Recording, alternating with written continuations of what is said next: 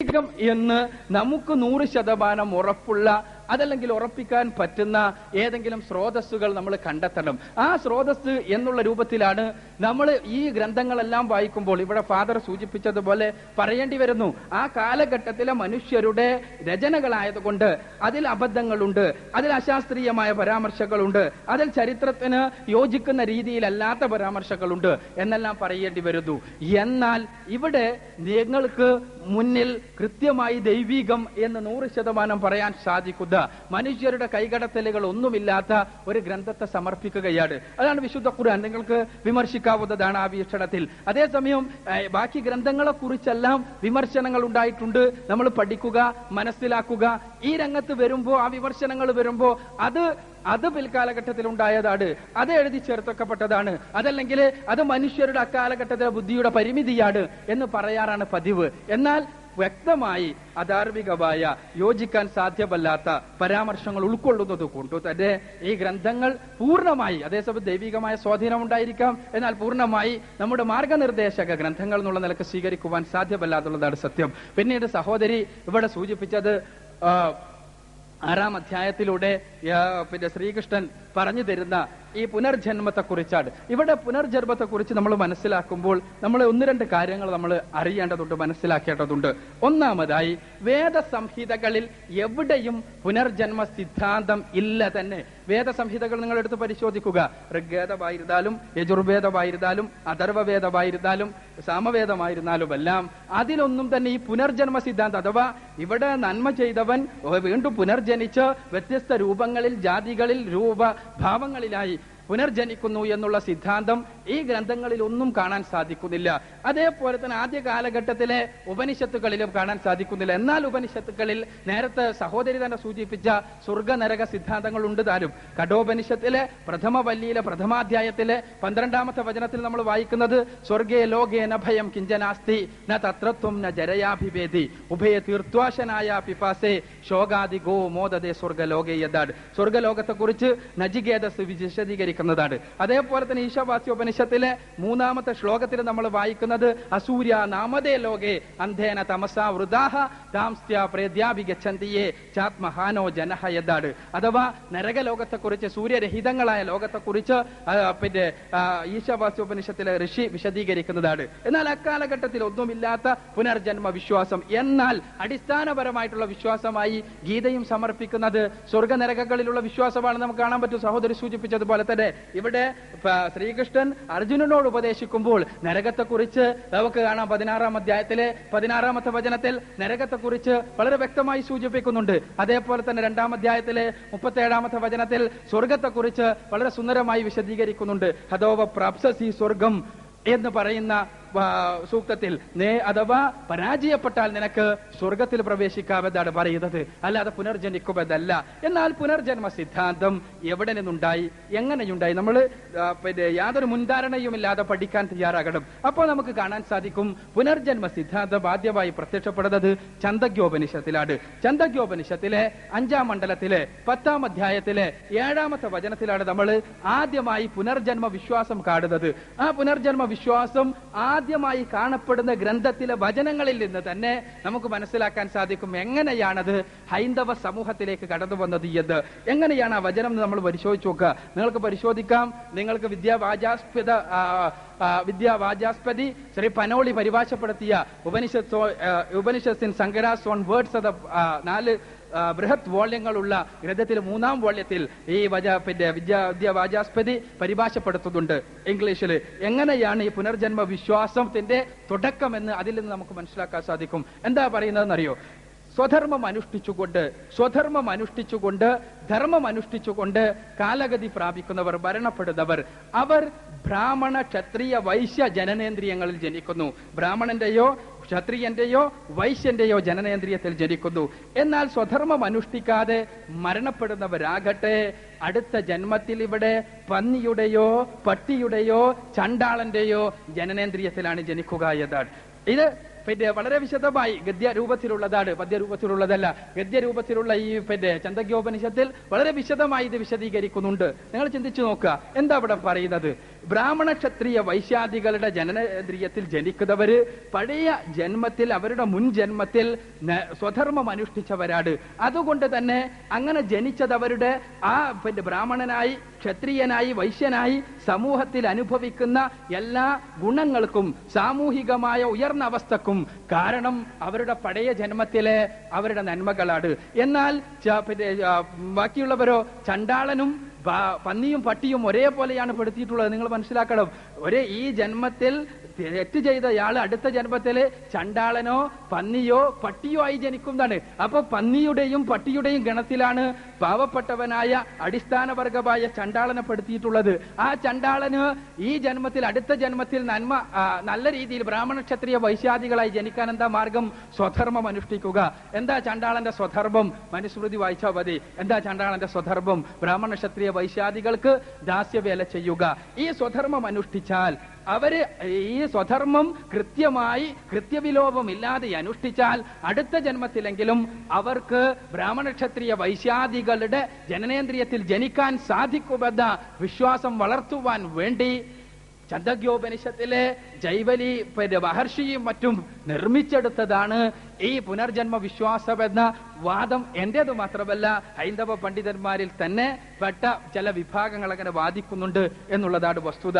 ഞാൻ സൂചിപ്പിക്കുന്നത്, അപ്പൊ ഈ പുനർജന്മ വിശ്വാസം സത്യത്തിൽ കടന്നു വരുന്നത് ഇങ്ങനെയാണ്, ജാതി വ്യവസ്ഥയുടെ ഭാഗമായിട്ടാണ്. നമുക്കറിയാമല്ലോ, ഗീതയുടെ രചനാ കാലഘട്ടം ശ്രീബുദ്ധന്റെ കാലഘട്ടത്തിന് തൊട്ടുമുമ്പ് തുടങ്ങുകയും ശ്രീബുദ്ധന്റെ കാലഘട്ടത്തിന് ശേഷവും ഗീതയുടെ രചനയിൽ പല പങ്കുകളും ഉണ്ടായിട്ടുണ്ടെന്ന പണ്ഡിതന്മാരുടെ അഭിപ്രായം, അതിന്റെ ഭാഷയും ഉള്ളടക്കെല്ലാം നോക്കിയിട്ട്. ഏതായിരുന്നാലും ആ കാലഘട്ടങ്ങൾ ആയതുകൊണ്ട് തന്നെ എന്തുണ്ടായി? ആ ശ്രീബുദ്ധന്റെ കാലഘട്ടം എന്നെല്ലാം പറഞ്ഞാൽ ഈ വർണ്ണാശ്രമ വ്യവസ്ഥ അതിന്റെ മൂർധന്യത്തിൽ നിൽക്കുന്ന സമയമാണല്ലോ. അപ്പൊ അതുകൊണ്ട് തന്നെ ഈ വർണ്ണാശ്രമ വ്യവസ്ഥക്ക് അനുഗുണമായി ഉണ്ടായിരുന്ന ഈ പുനർജന്മ വിശ്വാസം ഗീതയിൽ സ്വാധീനം ചെലുത്തിയത് അതുകൊണ്ടാണ് എന്താണ് ഞാൻ മനസ്സിലാക്കുന്നത്. അതുകൊണ്ട് തന്നെ ഇവിടെയും മരണാനന്തര ജീവിതത്തെക്കുറിച്ച് നമുക്ക് കൃത്യമായിട്ടൊന്നും അറിയാൻ പറ്റില്ല. എത്ര ശക്തമായ ടെലസ്കോപ്പ്, റേഡിയോ ടെലസ്കോപ്പ് കണ്ടുപിടിച്ചാലും സ്വർഗനരകങ്ങൾ നമുക്ക് കാണാൻ പറ്റും നമ്മളാരും വിശ്വസിക്കണില്ല. എന്നാൽ അപ്പോ എന്ത് വേണം? മരണാനന്തര ജീവിതം നമ്മൾ എല്ലാവരും പറയുന്നുണ്ട്. മരണാനന്തര ജീവിതം, മോക്ഷം, സാൽവേഷൻ എന്നെല്ലാം പറയുന്നുണ്ട്. അപ്പൊ ആ സാൽവേഷന് നമ്മൾ അർഹരാകണം.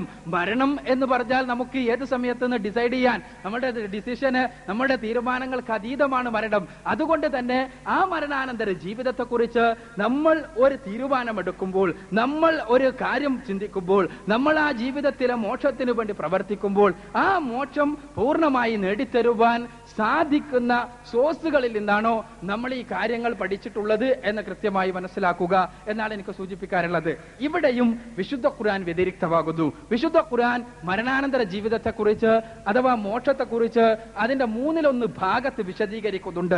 ഖുർആന്റെ 1/3 ഭാഗം ആഖിറത്താണ്, മരണാനന്തര ജീവിതമാണ്. ആ മരണാനന്തര ജീവിതത്തെക്കുറിച്ച് വെറുതെ പറഞ്ഞു പോവല്ല, മറിച്ച് മരണാനന്തര ജീവിതത്തെ വിമർശിക്കുന്ന ആളുകൾക്കുള്ള മറുപടി അയഹ്സബുൽ ഇൻസാന അല്ലം നജ്മഅ ഇലാമ ബലാ ഖാദിരീന അലാ അൻ നുസവ്വിയ ബനാന. പരിശുദ്ധ ഖുർആനിലെ 75-ാം അധ്യായം സൂറത്തുൽ ഖിയാമ 3-4 വചനങ്ങൾ. മനുഷ്യർ വിചാരിക്കുന്നുണ്ടോ അവരുടെ എല്ലുകൾ ഒരുമിച്ച് കൂട്ടുവാൻ സാധ്യമല്ലെന്ന്? എങ്കിൽ അറിയുക, അവരുടെ വിരൽ തുമ്പുകളെ പോലും കൃത്യമായി ശരിപ്പെടുത്തുവാൻ സാധിക്കുന്നവനാണ് നാം. അവിടെ പരിശുദ്ധ ഖുർആൻ ഒരു അടയാളമിട്ട് തരികയാണ്. 14 നൂറ്റാണ്ടുകൾക്ക് മുമ്പ് വ്യത്യസ്ത വ്യക്തികൾക്ക്, വ്യത്യസ്ത മനുഷ്യർക്ക് അവരുടെ ഐഡന്റിറ്റിയുടെ, അവരുടെ വ്യത്യസ്തതയുടെ പ്രതീകമാണ് വിരൽ തുമ്പുകൾ എന്ന് അറബ്യൻ ഗോത്രവർഗത്തിൽ ജനിച്ച് ജീവിച്ച് വളർന്ന ഒരു സാധാരണക്കാരനായ മനുഷ്യന്, ഒരു നിരക്ഷരനായ മനുഷ്യന് പറയാൻ സാധ്യമല്ല. അവിടെ കൃത്യമായി വിരൽ തുമ്പുകളെ പോലും ശരിപ്പെടുത്തുവാൻ, വ്യത്യസ്തത, മനുഷ്യന്റെ വ്യത്യസ്തത പ്രകടമാക്കുന്ന ഐഡന്റിറ്റിയുടെ പ്രകട രൂപമായ, അത് നമ്മൾ 18ഉം 17ഉം നൂറ്റാണ്ടുകളിലാണല്ലോ അതിനൊരു രൂപം നമ്മൾ അതിനെക്കുറിച്ച് ശാസ്ത്രം ഡെവലപ്പ് ചെയ്തെടുത്തത്. എന്നാൽ ഈ വിരൽ തുമ്പുകളെ പോലും ശരിപ്പെടുത്തുവാൻ സാധിക്കുന്നവനാണ് പടച്ചതമ്പുരാൻ എന്നാണ് ഇവിടെ പ്രഖ്യാപിക്കുന്നത്. അന്ന് അത് തുടങ്ങി ജീവിതത്തിന്റെ, മരണാനന്തര ജീവിതത്തിലുള്ള സംഭവങ്ങളും മരണാനന്തര ജീവിതത്തിന്റെ സത്യതകളും എല്ലാം ലോകത്തിന് മുന്നിൽ സമർപ്പിക്കുന്ന, കൃത്യമായി മരണാനന്തര ജീവിതത്തെക്കുറിച്ച്, മോക്ഷത്തെക്കുറിച്ച് ഒരു ചിത്രം നൽകുന്ന വേദഗ്രന്ഥമാണ് പരിശുദ്ധ ഖുർആൻ എന്നാണ് അവിടെയും എനിക്ക് സൂചിപ്പിക്കാനുള്ളത്. അവിടെ നിങ്ങൾക്ക് പരിശോധിക്കാം, ആ ഖുർആനിലെ പരാമർശങ്ങൾ സത്യസന്ധമാണോ എന്ന് നിങ്ങളുടെ ബുദ്ധി ഉപയോഗിച്ച് പരിശോധിക്കാം എന്നാണ് എനിക്ക് സൂചിപ്പിക്കുവാൻ. I'm Tony of the 40th batch.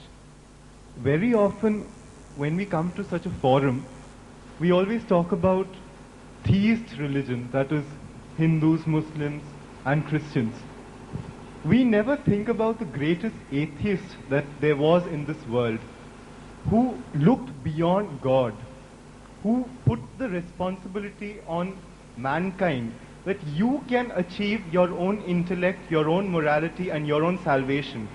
Probably he was not all that successful because he's been changed and modified so much, and now they've given him a theist form, and that is Buddha. So what is your opinion? Do you think that giving the name of God is a convenience that we all take, an easy way out, so that our responsibilities are reduced? Our responsibility to take on our own salvation is reduced or not?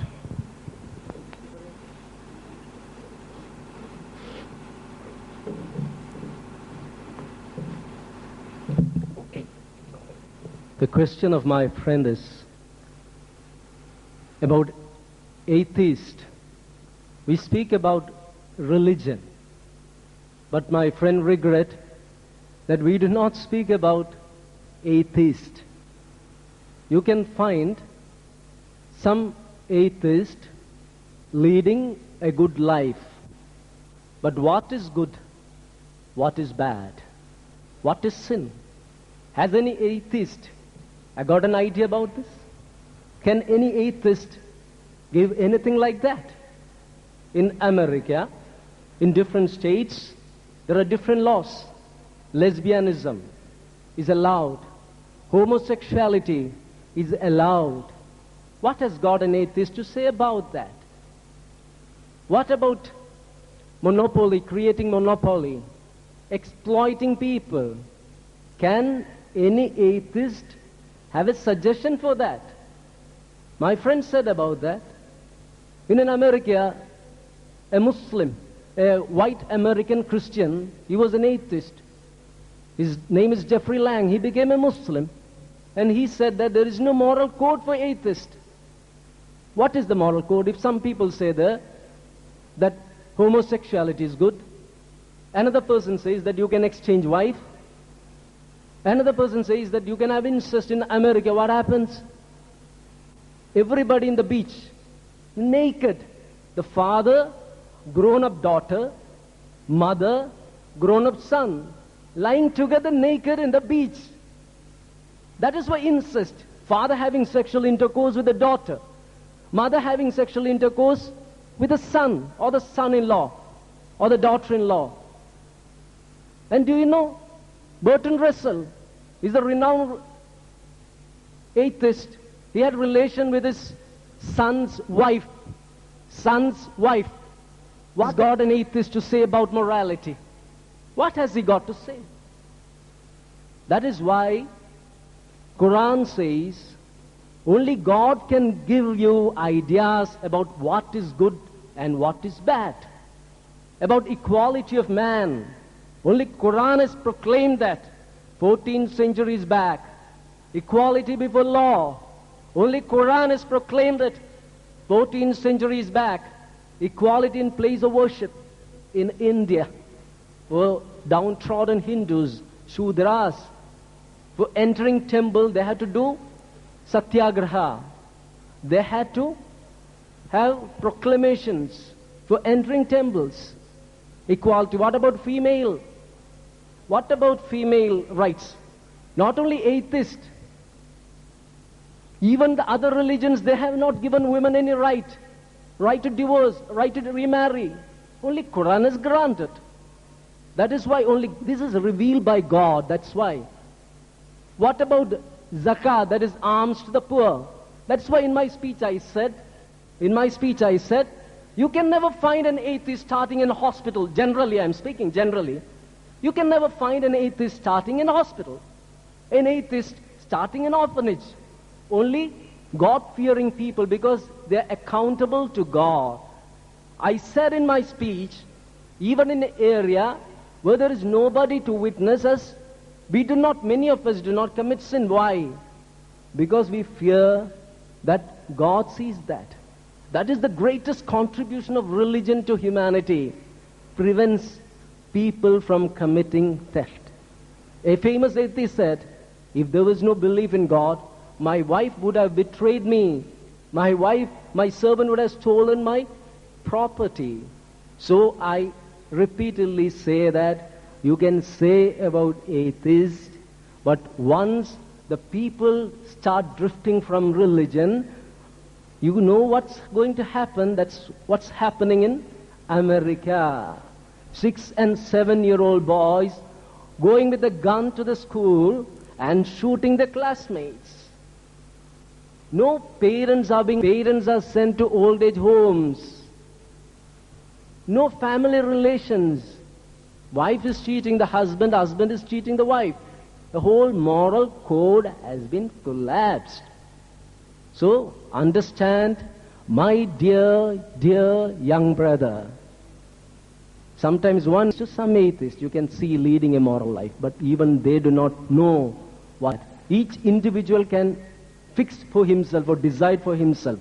This is good and this is bad. That's not good for society.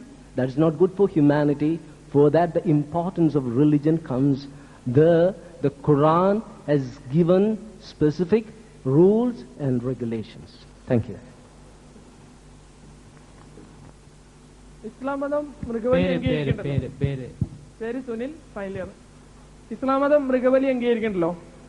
ഈ മൃഗങ്ങളും സർവശക്തനായ അള്ളാഹുവിന്റെ തന്നെ സൃഷ്ടികളാണ്. അപ്പൊ അവരുടെ ജീവിതത്തെ നശിപ്പിച്ചുകൊണ്ട് എങ്ങനെ നമുക്ക് ദൈവത്തിന്റെ പ്രീതി കിട്ടും എന്ന് എക്സ്പ്ലെയിൻ ചെയ്താൽ. ഇസ്ലാം മതം മൃഗബലി അംഗീകരിക്കുന്നു, മൃഗത്തെ ഭക്ഷിക്കുവാൻ അനുവദിക്കുന്നു. എങ്ങനെയാണ് ദൈവസൃഷ്ടികളായ മൃഗങ്ങളെ കൊന്നുകൊണ്ട്, അവയെ വേദനിപ്പിച്ചുകൊണ്ട്, അവയുടെ മാംസം ഉപയോഗിച്ചുകൊണ്ട് നമ്മൾക്ക് ദൈവത്തെ സാൽവേഷൻ നേടാൻ സാധിക്കും, ദൈവത്തെ തൃപ്തിപ്പെടുത്താൻ സാധിക്കുന്നതാണ് സുഹൃത്തിന്റെ ചോദ്യം. സത്യത്തിൽ നമ്മെ സംബന്ധിച്ചിടത്തോളം ഈ ചിന്തയുണ്ടെങ്കിൽ മനുഷ്യരാശി എന്നല്ല, മുഴുവൻ സമൂഹങ്ങളിൽ തന്നെ പല സമൂഹങ്ങളും നശിക്കുമായിരുന്നു എന്നുള്ളതാണ് സത്യം. ഇപ്പൊ മനുഷ്യന് തന്നെ സത്യത്തിൽ സുഹൃത്ത് പറഞ്ഞതുപോലെ ഉള്ള ചിന്തയായിരുന്നു, അല്ലെങ്കിൽ പൂർണ്ണമായി പടച്ച ദൈവത്തിന്റെ സൃഷ്ടികളായ ജീവനുള്ള വസ്തുക്കളെ ഒന്നും ആക്രമിക്കുവാനോ അതല്ലെങ്കിൽ അവയെ ഉപയോഗിക്കുവാനോ പാടില്ല എന്നുള്ളൊരു സിദ്ധാന്തമായിരുന്നു മനുഷ്യരെല്ലാവരും സ്വീകരിച്ചിരുന്നത്. എങ്കിൽ സത്യം പറഞ്ഞാൽ എന്ത് സംഭവിക്കുമായിരുന്നു നമുക്ക് ആലോചിക്കാവുന്നതാണ്. നമുക്കിന്നറിയാം എന്ത് സസ്യജാലങ്ങൾക്ക് പോലും ജീവനുണ്ടെന്നുള്ള വസ്തുത. സസ്യജാലങ്ങൾക്ക് അവയിൽ നിന്ന് നമ്മൾ എന്തെങ്കിലും എടുക്കുമ്പോൾ വേദനിക്കുന്നു എന്നിടത്ത് വരെയാണ് നമ്മൾ എത്തി നിൽക്കുന്നത് എന്നുള്ള സത്യവും നമുക്കറിയാം. അവക്ക് ഫീലിങ്സ് ഉണ്ട്, അവക്ക് വേദനയുണ്ട്, അവ അനുഭവിക്കുന്നുണ്ട്, അവക്ക് ജീവനുണ്ട് എന്നെല്ലാം ഉള്ളിടത്താണ് നമ്മൾ എത്തി നിൽക്കുന്നത്, ശാസ്ത്രം എത്തി നിൽക്കുന്നുള്ള വസ്തു നമ്മൾ മനസ്സിലാക്കണം. അതുകൊണ്ട് തന്നെ സസ്യജാലങ്ങളെ ഉപയോഗിക്കുവാൻ, സസ്യജാലങ്ങളെ മാത്രം ഭക്ഷണത്തിന് ഉപയോഗിക്കുവാൻ തന്നെ ഒരാൾ തീരുമാനിച്ചാൽ തന്നെ സുഹൃത്തിന്റെ ആ അടിസ്ഥാനപരമായ വാദം ഒരു ജീവിയെയും വേദനിപ്പിക്കാതെ പ്രയാസപ്പെടുത്താതെ മുന്നോട്ട് പോകാം എന്നുള്ള വാദം അടിസ്ഥാനരഹിതമാണ്. അത് അനുസരിച്ച് പ്രായോഗികമാവുകയില്ല എന്നാണ് ഞാൻ സൂചിപ്പിച്ചത്. രണ്ടാമതായി നമ്മൾ നോക്കുക, മനുഷ്യൻ, ദൈവം തമ്പുരാനാണ് മനുഷ്യനെ സൃഷ്ടിച്ചിട്ടുള്ളത്. അതേപോലെ തന്നെ കടുവയെ സൃഷ്ടിച്ചിട്ടുള്ളത്, സിംഹത്തെ സൃഷ്ടിച്ചിട്ടുള്ളത്, ആടിനെ സൃഷ്ടിച്ചിട്ടുള്ളത്, എല്ലാറ്റിനെയും സൃഷ്ടിച്ചിട്ടുള്ളത് ദൈവം തമ്പുരാനാണ്. നമ്മൾക്ക് കൂടുതൽ ബുദ്ധിമുട്ടേണ്ടതില്ല. നമുക്ക് ഈ ജീവികളെ കുറിച്ച് മനസ്സിലാക്കണമെങ്കിൽ അവയുടെ പല്ലുകൾ നോക്കിയാൽ മതി. നിങ്ങൾക്കറിയാം, ശാസ്ത്രബോധമുള്ള നിങ്ങൾക്ക് പറഞ്ഞു തരേണ്ട ആവശ്യമില്ല. ഒരു മാംസ ബുക്കായ ഒരു കാർണിവോറസ് ആനിമലിന്റെ വായ തുറന്നു നോക്കിയാൽ അതിന്റെ പല്ലുകൾ നമ്മളൊന്ന് അടയാളപ്പെടുത്തുക. ഇതേപോലെ തന്നെ ഹെർബിവോറസിന്റെയും ഒരു സസ്യബുക്കിന്റെയും പല്ലുകൾ അടയാളപ്പെടുത്തുക. ഈ പല്ലുകൾ അടയാളപ്പെടുത്തി കഴിഞ്ഞാൽ മനുഷ്യന്റെ പല്ലുകൾ, ഒരു പൂർണ്ണനായ സസ്യബുക്കായിരുന്നു മനുഷ്യനെ ദൈവം തമ്പുരാൻ പടച്ചിരുന്നത് എങ്കിൽ മനുഷ്യന്റെ പല്ലുകൾ ഒരു സസ്യബുക്കിന്റെ പല്ലുകളാകേണ്ടിയിരുന്നു. അല്ല, പൂർണ്ണമായ മാംസബുക്കായിട്ടാണ് ദൈവം തമ്പുരാൻ മനുഷ്യനെ പടച്ചത് എങ്കിൽ മനുഷ്യന്റെ പല്ലുകൾ പൂർണ്ണമായി മാംസബുക്കിന്റേതാകേണ്ടിയിരുന്നു. എന്നാൽ പല്ലുകൾ അടയാളപ്പെടുത്തിയാൽ തന്നെ നമുക്ക് മനസ്സിലാക്കാൻ പറ്റും മനുഷ്യന്റെ പല്ലുകൾ രണ്ട് രൂപത്തിലുമുള്ളതാണ് എന്നുള്ള വസ്തുത. ഇത് നിങ്ങൾക്ക് വളരെ അപ്പാരന്റ് ആയിട്ട് പൊതുവെ പുറത്തേക്ക് കാണാൻ പറ്റുന്ന പ്രത്യക്ഷമായി ഉള്ള ഒരു കാര്യമാണ് ഞാൻ പറഞ്ഞത്. അതേപോലെ തന്നെ മനുഷ്യന്റെ ഡൈജസ്റ്റീവ് സിസ്റ്റം ഈ ജീവികളുടെ ഡൈജസ്റ്റീവ് സിസ്റ്റം പരിശോധിച്ചാൽ നമുക്കറിയാം, ഒരു സസ്യബുക്കിന് മാംസത്തെയോ അല്ലെങ്കിൽ മാംസബുക്കിന് സസ്യാഹാരങ്ങളെയോ ദഹിപ്പിക്കുവാനുള്ള കഴിവിനെ കുറിച്ച് നിങ്ങൾക്ക് പറഞ്ഞു തരേണ്ടതില്ല. ഈ രണ്ട് കഴിവുകളും ദൈവം തമ്പുരാൻ മനുഷ്യന് നൽകിയിട്ടുണ്ട്. അതുകൊണ്ട് തന്നെ മനുഷ്യനെ സംബന്ധിച്ചിടത്തോളം അവനിൽ ദൈവം തമ്പുരാൻ തന്നെ നിശ്ചയിച്ചിട്ടുള്ളതാണ് ഈ സസ്യാഹാരവും മാംസാഹാരവും എന്നാണ് നമ്മൾ മനസ്സിലാക്കുന്നത്. എന്നാൽ നിങ്ങൾ ചിന്തിച്ചു നോക്കുക, ഇതല്ല ശരിയെന്ന് വാദിക്കുന്ന ആളുകൾ സത്യത്തിൽ നമ്മൾ ഭാരതത്തെ സംബന്ധിച്ചിടത്തോളം ഭാരതത്തിൽ ആദ്യ കാലഘട്ടം മുതൽക്ക് തന്നെ ഈ മാംസാഹാരം എന്നുള്ളത് ഇന്ത്യയിൽ ഒരു പൊതുവായ എല്ലാവരുടെയും പൊതുവായ ഭക്ഷണമായിരുന്നു എന്ന് നമുക്ക് മനസ്സിലാക്കാൻ പറ്റും. ഇപ്പൊ മനുസ്മൃതിയിലെല്ലാം തന്നെ 3-5 അധ്യായങ്ങൾ നമ്മൾ വായിച്ചു നോക്കിയാൽ നമുക്ക് കാണാൻ പറ്റും, ഒരുപാട് വചനങ്ങളിൽ ഈ മാംസാഹാരത്തെക്കുറിച്ചും മാംസാഹാരത്തിന്റെ ഭക്ഷണ രീതികളെ കുറിച്ചും അതേപോലെ തന്നെ നമ്മൾ യാഗങ്ങളും മറ്റും നടത്തുമ്പോൾ എങ്ങനെയാണ് അധര്യുവിനെ ഒരുക്കേണ്ടത് എന്നുള്ള കാര്യങ്ങൾ യജുർവേദത്തിൽ നമുക്കതെല്ലാം കാണാൻ സാധിക്കും. അതിൽ നമ്മൾ മനസ്സിലാക്കുന്നത് ആദ്യ കാലഘട്ടത്തിലെല്ലാം തന്നെ മാംസാഹാരം എന്നുള്ളത് ഭാരതത്തിലെ ഇന്ത്യയിലെ ആളുകളുടെയും സമ്പ്രദായമായിരുന്നു. എന്നാൽ ജൈനമതത്തിന്റെ ആവിർഭാവത്തോടു കൂടിയാണ് ഈ മാംസാഹാരത്തെ വിമർശിക്കുന്ന സമ്പ്രദായം ഉണ്ടായത്. ഒരു ജൈന സന്യാസിയുമായുള്ള സംസാരത്തിൽ പലപ്പോ സൂചിപ്പിക്കുകയുണ്ടായി, എന്താ ഈ മൃഗത്തെ സംബന്ധിച്ചിടത്തോളം മൃഗത്തിന് ഒരു എല്ലാ സെൻസും ഉണ്ട്, മനുഷ്യന്റെ മാതിരി തന്നെ 5 സെൻസുകളുമുണ്ട്. എന്നാൽ ഒരു സസ്യത്തിന് നമ്മൾ കണ്ടെത്തിയിടത്തോളം 2 സെൻസുകളുള്ളൂ. അതുകൊണ്ട് സസ്യത്തിനെ ഇതാക്കുന്നത് കൊണ്ട്, കൊല്ലുന്നത് കൊണ്ട്, അല്ലെങ്കിൽ സസ്യാഹാരം കഴിക്കുന്നത് കൊണ്ട് കുഴപ്പമില്ല. ഓരോ കോശങ്ങളും നമുക്കറിയാം ജീവന്റെ തുടിക്കുന്ന വസ്തുക്കളാണ് ഓരോ കോശങ്ങൾ, ഓരോ സസ്യകോശമായിരുന്നാലും ജന്തുകോശമായിരുന്നാലും. അപ്പോ ഒരു സസ്യത്തെ തിന്നാം, അല്ല ജന്തുവിനെ പാടില്ല എന്നുള്ളതിന് തെളിവായിട്ട് അദ്ദേഹം പറഞ്ഞതാണ്. 2 സെൻസാണ് ജന്തുവിനുള്ളൂ, സസ്യത്തിനുള്ളൂ. അതേസമയം ജന്തുവിന് 5 സെൻസ് ഉണ്ടല്ലോ. അപ്പൊ തിരിച്ചു ചോദിച്ചത് എന്തായിരുന്നു എന്ന് വെച്ചാൽ എങ്കിൽ അതല്ലേ സത്യത്തിൽ ഒരു സസ്യാഹാരം കഴിക്കുന്നതല്ലേ ആ ഒരു ലോജിക്കലായിട്ടുള്ള വീക്ഷണത്തിൽ നോക്കിയാൽ പോലും കൂടുതൽ തെറ്റെന്ന് പറയാൻ പറ്റുക എന്നാണ് തിരിച്ചു ചോദിക്കപ്പെട്ടത്. കാരണം എന്താന്ന് വെച്ചാൽ എൻ്റെ ഒരു സഹോദരൻ, ആ സഹോദരന് കണ്ണും കാണില്ല, കാതും കേൾക്കില്ല, സംസാരിക്കാനും കഴിവില്ല. അങ്ങനത്തെ ഒരു സഹോദരനെ ഒരാൾ ഉപദ്രവിക്കുന്നതാണോ അതല്ല 5 ഇന്ദ്രിയങ്ങളുമുള്ള എന്നെ ഉപദ്രവിക്കുന്നതാണോ വലിയ പാപം എന്ന് ചോദിച്ചാൽ ഉത്തരം ഏതായിരുന്നാൽ ആ സഹോദരനെ ഉപദ്രവിക്കുന്നതാണെന്നാണല്ലോ. ചുരുക്കത്തിൽ പൊതുവെ പറഞ്ഞാൽ ഇത് നമ്മളുടെ മനസ്സുകൊണ്ട്, അതാണ് അടിസ്ഥാനപരമായി, ഇതൊരു വാദത്തിന് പ്രതിവാദമല്ല, നമ്മുടെ മനസ്സുകൊണ്ട് ധർമ്മവും അധർമ്മവും നിശ്ചയിക്കാൻ പുറപ്പെട്ടാൽ ഈ രൂപത്തിലുള്ള അബദ്ധങ്ങൾ ഉണ്ടാകാം, ഈ രൂപത്തിലുള്ള പ്രശ്നങ്ങൾ ഉണ്ടാകാം, ഈ രൂപത്തിലുള്ള അടിസ്ഥാനരഹിതമായ ധർമ്മസങ്കല്പങ്ങൾ ഉണ്ടാകാം. അവിടെ മായിൻകുട്ടി മേത്തർ സംസാരത്തിൽ സൂചിപ്പിച്ച, കഴിഞ്ഞ ചോദ്യത്തിന് ഉത്തരത്തിൽ സൂചിപ്പിച്ചതുപോലെ ഇവിടെ വെസ്റ്റേൺ കൺട്രീസ് ഹ്യൂമണിസത്തിന്റെ ആവിർഭാവത്തോടു കൂടി ഞങ്ങളുടെ ധർമ്മങ്ങൾ ഞങ്ങൾ തന്നെ സൃഷ്ടിക്കാം എന്ന് പ്രഖ്യാപിച്ചുകൊണ്ട് രംഗത്ത് വന്ന യുവത, പാശ്ചാത്യ ലോകത്തെ യുവത ഞങ്ങളുടെ ധർമ്മങ്ങൾ സൃഷ്ടിക്കുന്നതിന്റെ ഭാഗമായി സെക്സ് വിത്തൗട്ട് ഒബ്ലിഗേഷൻ, യാതൊരു ബാധ്യതയുമില്ലാത്ത ലൈംഗികത എന്ന സിദ്ധാന്തത്തിന്റെ പ്രയോഗവൽക്കരണത്തിന് വേണ്ടിയാണ് അവർ ലെസ്ബിയനിസവും സഡോമിയും നടപ്പാക്കുവാൻ ആരംഭിച്ചതെന്ന് നമ്മൾ മനസ്സിലാക്കണം. വളരെ സുന്ദരമായ ഒരു ആശയമായിരുന്നു അന്നത്തെ യുവാക്കളെ സംബന്ധിച്ചിടത്തോളം അത്. പക്ഷെ അത് ലോകത്തിന് നൽകിയത് എന്താണെന്ന് നമുക്കറിയാം. എയ്ഡ്സിനെ പോലെയുള്ള മാരക രോഗങ്ങളും അതേപോലെ തന്നെ കുടുംബ ബന്ധങ്ങളുടെ ശിഥിലീകരണവും നമുക്കറിയാലോ. ഡേവിഡ് ബ്ലാങ്കൻ ഹോണിന്റെ 1995 ഇറങ്ങിയ പുസ്തകം, ബെസ്റ്റ് സെല്ലറുകളിൽ ഒന്നായ പുസ്തകം, ആ പുസ്തകത്തിന്റെ പേരെന്തായിരുന്നു? ഫാദർലെസ് അമേരിക്ക, തന്തയില്ലാത്ത അമേരിക്ക. അർത്ഥം എന്താ ഫാദർലെസ് അമേരിക്ക എന്ന പുസ്തകത്തിൽ വിശദീകരിക്കുന്നത്? അമേരിക്കയിലെ കുടുംബ വ്യവസ്ഥിതിയുടെ അവസ്ഥ, ആ പ്രയാസം, അവിടെ ജനിച്ചു വീഴുന്ന കുഞ്ഞുങ്ങളുടെ പ്രയാസങ്ങൾ, മനോപ്രയാസങ്ങൾ, മാനസിക വൈകല്യങ്ങൾ, മാനസികമായ സ്ട്രെസ്. ഇത് ഞാൻ സൂചിപ്പിക്കുന്നത് സ്വന്തമായി ആര് ധർമ്മമുണ്ടാക്കിയാലും അധർമ്മമുണ്ടാക്കിയാലും ഈ പ്രശ്നമുണ്ട് എന്നതാണ്. അഥവാ ദൈവം തമ്പുരാന് മാത്രമേ നമ്മുടെ ഭാവിയെക്കുറിച്ചും ഭൂതത്തെക്കുറിച്ചും നമ്മുടെ അസ്തിത്വത്തെക്കുറിച്ചും നമ്മുടെ അസ്തിത്വത്തിന് ഈ ഭൂമിയിലുള്ള സ്ഥാനത്തെക്കുറിച്ചും നമ്മുടെ ചെയ്തികൾ കൊണ്ട് ഇവിടെയുണ്ടാകുന്ന മാറ്റങ്ങളെക്കുറിച്ചുമെല്ലാം കൃത്യമായി, വ്യക്തമായി, സൂക്ഷ്മമായി അറിയാവുന്ന ഒരു ശക്തിക്ക് മാത്രമേ, അറിയാവുന്ന പടച്ച തമ്പുരാന് മാത്രമേ കൃത്യമായി ധാർമ്മിക നിയമങ്ങൾ അവതരിപ്പിച്ചാൽ ആ ധാർമ്മിക നിയമങ്ങൾ മാത്രമേ മാനവീകരണത്തിന് നിമിത്തമാകുകയുള്ളൂ എന്നുള്ളതാണ് സത്യം.